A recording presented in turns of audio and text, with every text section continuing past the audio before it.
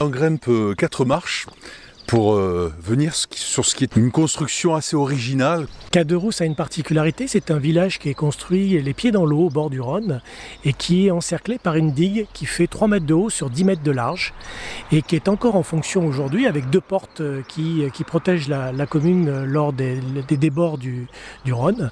C'est carrément unique sur le Vaucluse.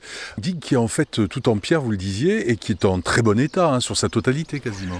Tout à fait, elle fait 1,7 km de long, elle encercle la ville, elle la protège de l'eau.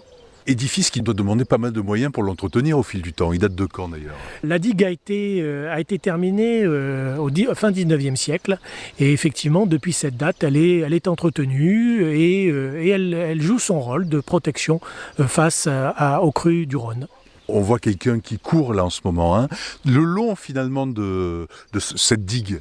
Oui, elle est praticable, on peut la visiter. On organise d'ailleurs des visites guidées de temps à autre sur cette digue pour expliquer aux gens le rôle et l'importance de l'eau et le poids et l'importance du Rhône qui irrigue l'ensemble de nos territoires. C'est une balade toute fraîche à faire tout au long de cet été et en contrebas donc de la digue, on descend vraiment, on a accès au village avec beaucoup de platanes carrément le long de la digue. C'est un petit village authentique, Caderousse. Vous avez effectivement plein d'ombrages qui permet de se protéger du soleil et qui est assez atypique effectivement dans le département de Vaucluse. Hubert Maillot, d'ailleurs, il y a 2 bonnes adresses qu'on peut conseiller ici. Oui, la Providence et le Café de France qui sont bien connus et qu'on vous propose d'aller visiter lors de votre périple à Caderousse. Visiter, on passe carrément à table. Avec le France qui a un côté un peu plus gastronomique et l'autre donc plus simple mais intéressant aussi. Tout à fait, les deux se conjuguent bien et vous raviront de toute façon pour prendre un verre ou manger.